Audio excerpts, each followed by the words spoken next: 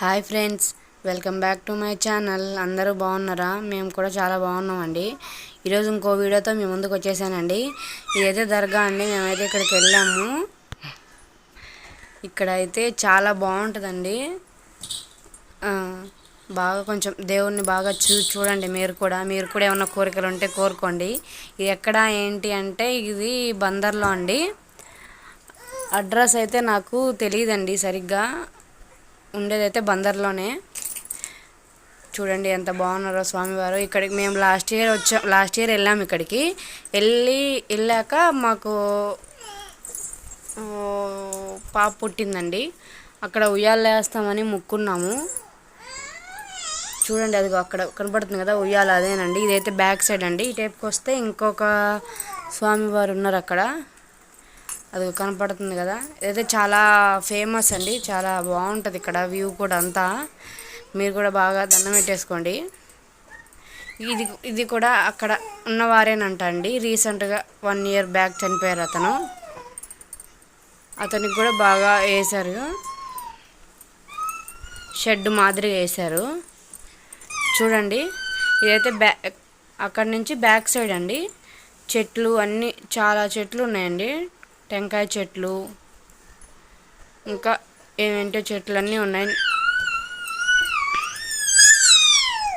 మా అమ్మాయి అరుస్తూ ఉంది.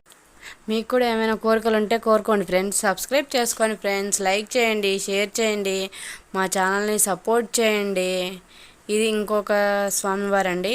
ఇతను చుట్టూ తిరిగి 3 అగరత్తులు అక్కడ పెట్టేసి వచ్చేసాము. చాలా ప్రశాంతంగా బీచ్ దగ్గర ఇది. ఇక్కడికి వెళ్ళాక కొంచెం ఎదరికి వెళ్తే బీచ్ వచ్చేసిద్ది. చల్లగా గాలి చాలా బాగా వచ్చిద్దండి. ఇక్కడ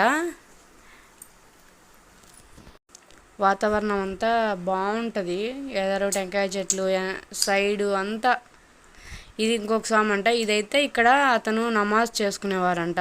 ఇక్కడ కూర్చొని అతను ఉండేది ఇది.